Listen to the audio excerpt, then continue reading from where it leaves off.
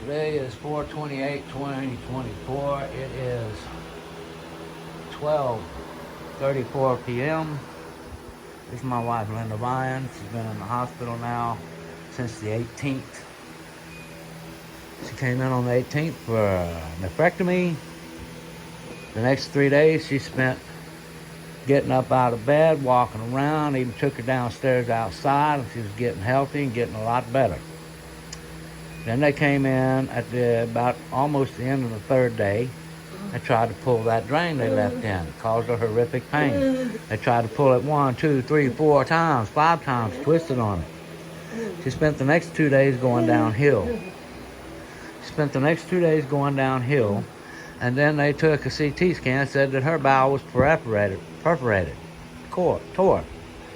And then they say it had nothing to do with the drain that they pulled on, yet the first 3 days she spent getting better and stronger. And guys, in order to cover themselves on the 5th day, when they did this emergency exploratory laparotomy, within 3 hours before the surgery, they had a physical therapist come in there and say she hadn't even gotten out of bed. That is a lie. She was up, she was walking, she was getting healthy the first 3 days. After they tried to mess with that drain they had in there, they did something, and I seen the x-ray where the tube was actually a perfect U, and it looked like a straw that had been a perfect U on the inside, and I'm 100% convinced that they perforated her bowel when they attempted to remove that drain tube within, wasn't even 72 hours from the time of the surgery. At any rate, they keep coming in talking about there may be a possibility. Then opened her up first to remove the kidney. Then they opened her up with an exploratory laparotomy from her solar plexus to her groin. Okay, then they closed her back up, saying, well, there should no be reason to open her up and all this. This same way with the kidney removal. Surgeon came out, he said there was no problem, we got it out, no problem, no issues, she's going to be fine. They was actually planning on sending her home on that 3rd day when the drain wouldn't come out, but it wouldn't come out, so they planned on to take it out the next day. But she had what would have possibly been a TIA, an early symptom of a possible stroke could happen. So they didn't remove the drain that day, and they put that on hold till the next day. The next day she was scheduled to have the drain removed, but then she crashed. She crashed that night, and they wouldn't remove the drain the next day because she crashed, okay? Her blood pressure shot up to 275 over 175. Her heart rate was like 198. Her oxygen saturation had dropped down at this point in time to 68. Her sugar level had dropped down to 58. Now, they've already done 2. The first one and the second one has almost killed her, and it's been 5 days. She's had nothing to eat or drink for over a week now. Okay, and there's been several of them come back in. Well, there may be a possibility of another surgery. Linda, if they tell you they're going to give you another surgery, do you want that surgery to be done in this hospital, or do you insist on being transferred to another hospital, private facility, where your insurance company can pay for private doctors? You'll have one doctor, no students, no little kids cutting on you, no one younger than our son to make a mistake on you. Or do you want to have that surgery here in this hospital?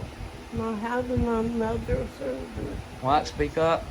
I'm not having another surgery. Okay, y'all have heard this, okay? I'm making a video record because last night, when they had a nurse that don't even work on this here floor, came in this room right here, and started using one side. Okay, remember, she has an exploratory laparotomy and a cut, an incision that goes from her solar plexus to her groin. This her first nurse, first time I've ever seen her, came on the floor last night, come in the room about 9 p.m. And she would grab one side of Linda's body, use it for leverage so she could smash in on the other, and Linda kept coming up off the bed. This nurse who's seen her the first time ever in the last, we've never seen her in her life, started telling her, ma'am, you're 7 days post-op and you've made 0 progress. You're not making any progress at all. We're going to have to order this x-ray. We're going to have to order a chest x-ray. Started telling her all these things they're going to have to order. Ma'am, you're 7 days post-op. So I stood up. I said, oh, so now you're going to be a doctor too, huh? She said, no, sir. But she's 7 days post-op. I said, no, ma'am, she's not 7 days post-op. She was actually I guess it would have been 4 at the time because they're saying today would be 5 days post-op. So she was 4 days post-op at the time. Okay, but right off the bat, not 7 days, the lady was acting like a doctor now. After she sat there and argued with me and told me I didn't know what I was talking about, and talking about 7 days post-op, zero progress, fully distended, which none of this is true. She's only about half the size of what she was. She looks a whole lot better. And guys, she was out of bed yesterday. She has made a lot of progress. And again, this nurse still argued with me, told me, I don't know. I said, okay, you know what? I need your supervisor in here now because this ain't gonna work. You're not gonna be on my wife's case. I need your supervisor now. This nurse said, no, you don't need a supervisor. I said, no, I need your supervisor in here now. She said, no, sir, you don't need a supervisor. I said, yes, I need your supervisor now. At this point in time, this nurse pulled her mask off and just kind of tried to get in my face to intimidate me. Said, no, sir, you don't need a supervisor. And she actually tried to grab me by my shoulders. And I said no. And I turned around and I went out the hallway and I yelled it as loud as I could. I need, right now, a charge nurse and a patient care advocate. At what time all the nurses came running, they started accusing me of threatening, okay? They literally called the police on me. My son Joseph was in here at the time, okay? Now, here's the kicker. They pulled that nurse off to the side. Then they pulled me out in the hallway and told me, did you tell this nurse to get her damn hands off your wife because there was going to be a problem? Well, no, I did not. That is a bald-faced lie, okay? But they refused polygraphs in here. But then at 4 o'clock this morning, a police detective came in this room at 4 o'clock this morning and started questioning me on the situation. And he asked me again 2 or 3 times, did you threaten her? No, I did not. Absolutely not, I did not, okay? So, thing is, if they done botched this second surgery that almost took her life already, the first one almost killed her, then they gave her another one, she still hasn't recovered from it. 5 days later, her lungs still have fluid in it from the ventilator. If they do this again, they will kill her, and I will not let it happen. So, if there's going to be another surgery, even though she's saying that she's not going to have one, we got to try to save her life. So if it is necessary, she is to be transferred to a private hospital. The insurance we have is going to pay that bill just like it's paying this one. She is to be transferred and let private hospital with private doctors continue this case and finish making her well. And it is in my intentions to sue this hospital for malpractice. Hey, Linda, again, if they tell you you're going to have another surgery, what do you want? No more surgeries. Hey guys, just got to make a video record. I'm going to have to start recording every time they come in here.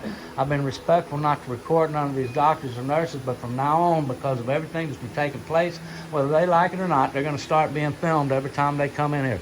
Not filmed, but recorded. It's digital. There is no more film. But I am going to start making records of every conversation we have because they're not going to lie no more. They're not going to try here and say I'm threatening, and that is a lie. And by the way, today when I told the man she's not going to have another surgery in this hospital, she will be transferred, he told me that it's not up to me, it's up to her. That's why I got her on the video right now. Now, she's obviously saying no, no, no, no, but if it's necessary, we are going to have to take her to another facility and let them do it. But hey guys, I'm off here. I just wanted to make a video record of a little bit of everything that's going on. Again, today is 4/28/2024, and right now it is currently 12:42 p.m.